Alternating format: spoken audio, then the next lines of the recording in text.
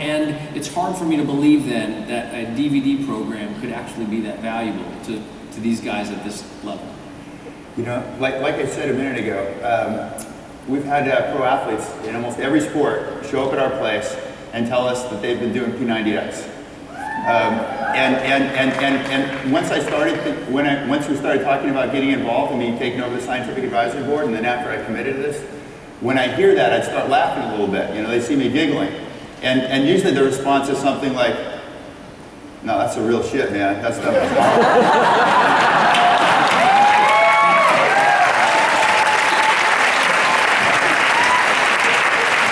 And then I have to tell them that I'm not, you know, it's not that I'm mocking it, it's because I'm actually involved in the company, and it's amazing to me how many athletes, how many pro athletes are doing this program and think it's the best thing they've done in training up to this point. You know, and then they show up at our place, and then we're a lot more specific about this whole thing, right? Yeah.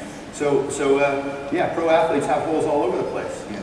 You know, what do we find on you? What would you say the main thing we found on you? Well, it was my explosive power on my right side, my right hip. Hip stability on the right side, need a little bit more power out of that side. This look familiar to anybody who showed up at my workout the other day? Oh my God. I mean, 30 seconds of this and you just want to shoot yourself. But as a result of the work that you and I have been doing, here at 50, almost 53 years old, I just thought that was going to be, you know, weakness in me, and I'd have to overcompensate on the other side. I mean, I've had that weakness for 30 years, and now I don't, as a result of what we've done. Yeah. So you know, it takes a unique personality to be as good as he is at something and still be open to continuing to learn, right? So he showed up, and we humiliated him in a few things, and now he's better. And this hole that he had that was going to continue to get worse as he went through life, this instability in his hip that leads to extraneous movement over his knee and starts wearing out a knee, which eventually ends up being a big problem, isn't going to be the big problem it's going to be. And so that's at the heart of all this stuff. I mean, our interest is in developing the world's best athletes. And we really, I mean, in every sport, we get calls almost on a weekly basis from GMs and owners wanting to send their athletes out to us or their teams out to us to get this, to get a competitive advantage in terms of specificity, get the sports science overlay, to do a better job of taking care of their athletes. Really, in every sport, this is the case. But these systems we're building, they're the same systems you guys have. I mean, they really are. They just haven't been, you know, in these athletes, they've been developed out to this level. And you guys are somewhere else along this curve, you know, maybe close to this, maybe back here. But they're all the same systems. You need hip stability, you need mobility, you need all these systems that athletes need to move well, to keep your body working well for a long time.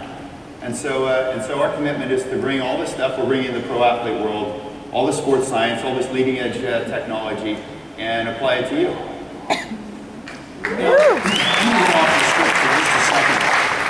We're way off the script, right? No, we're dialed right in. We're right here. Carl goes and gets us I want to interrupt for one thing. I'll just say one thing. What's really interesting about working with Carl and Isabel, your wife, and working with Marcus, and you talk about Darren, what he's doing with Shakeology, is that we are, we have gone, at least as an organization and as a company, and these amazing people who we call our coaches and our customers, is that we are beginning to destroy that mindset that is, I have to focus on losing weight so I can look good in front of other people who don't care, really. Right? And we're actually turning that mindset into a mindset that says, I want to be strong, I want to be flexible, I want to be lean, I care about how my body functions in my 40s, 50s, 60s, and 70s. And so as a result of changing that mindset, right, it's not about weight loss, it's not about eating food from a box so you can look good in front of people, whatever, that's just silliness. So we're really, really changing that. And as a result, people are maintaining their fitness, they're sustaining their fitness. So often people who lose a bunch of weight, whatever it be, 50, 60, 70 pounds, gain it all back with that old philosophy. Now they're keeping it off for 2 and 3 and 4 years. And we've got customers to prove it. Yeah. So, when you're dealing with elite athletes whose career depends on staying healthy so that they can continue to perform on the field, how do you deal with when they're dealing with slight pain, and whether they should know when to move through it? Because people are going to be doing a lot of new things here and trying to distinguish what is the pain of just being challenged and what is the pain of something chronic, something underlying chronic that they need to back off? Like, I'm just wondering if there's any sort of nuance of advice that you can provide. Yeah, so I think the governing principle here is that you guys each need to be sailing your own ship with regard to where your body's going. I mean, you need to be in control of this thing, right? You need to pay attention. You need to pay attention to feedback signs you're getting with respect to injury, with respect to how your body feels, what kind of bounce it has, what kind of fatigue it might be carrying. With respect to the injury stuff, almost everybody has aches and pains at different points. Every athlete we have in, we just spun off an NBA team yesterday, and every athlete in there had something that they were willing to complain about. You know, this thing or that thing, or a little bit of this or a lot of that. And you know, they have the benefit of us being able to dig in and figure out exactly what's going on and then move forward or back away from it a little bit. You guys are pretty much on your own out there, along with your teams. But you don't have a bunch of sports scientists in front of you telling you that this you can push through, this you can't. I think generally the thing to keep in mind, although muscle confusion is an absolute real principle, it's at the heart of adaptation. Your body doesn't like to get shocked too much. It likes subtle changes.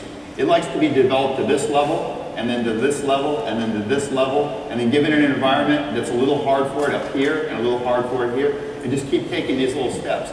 So if you haven't done any big plyometrics, if you haven't done any big power-based movements, you don't go in with everything you have on every rep right out of the gate. So you got to ease into these things. I mean, it's only common sense, but it's easy to get lost in that when you've got somebody as inspirational as this guy or the other instructors that they have here directing things.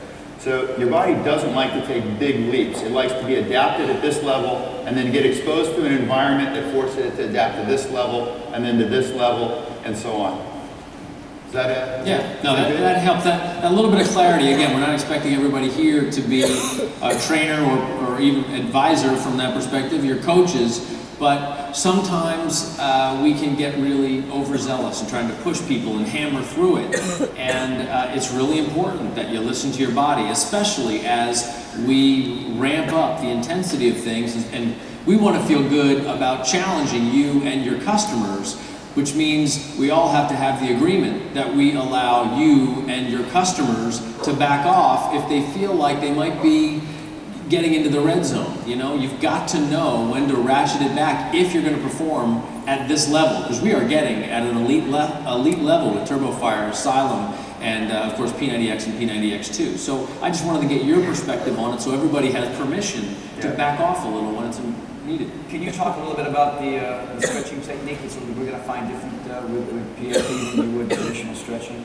Yeah, I guess, you know, and a little bit more on Carl's point, you just have to trust that these things that are important for your body working well, that include shoulder stability, hip stability, mobility over joints, flexibility, all these are things your body needs to work well. And these programs are going to have these pieces built in. You know, this P90X-2 has all these facets that your body needs to evolve into a healthy functioning body built into it. You know, it's not like we're just going to try to make things hard and push on you, right? It gets damn hard, but there's a whole lot of thought that goes into it. And the thought is towards keeping your body working well for a long time, not just tomorrow.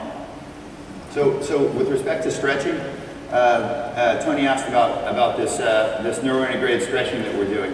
You know, it's essentially a spin-off or a refined version of PNF stretching, which is essentially stretching where you first fire either the muscle you're going to stretch or the antagonistic muscle. You know, if we're going to stretch our quad, it's either firing the quad and holding that, or firing the hamstring and holding that, and then stretching the quad. And what happens is you get the muscle a little more plastic, a little looser, a little more rubbery for the stretch. It kind of lets go of the nervous system that might hold onto it and hold too much tension if you tighten it up first, or you tighten up the antagonistic muscle first. Good. All right, cool. All right, well, look, Marcus, I appreciate the information that you've given us. We're about running out of time, so we're going to talk a little bit about diet, but I really appreciate you. Marcus, Elliott, thank you so much for your time.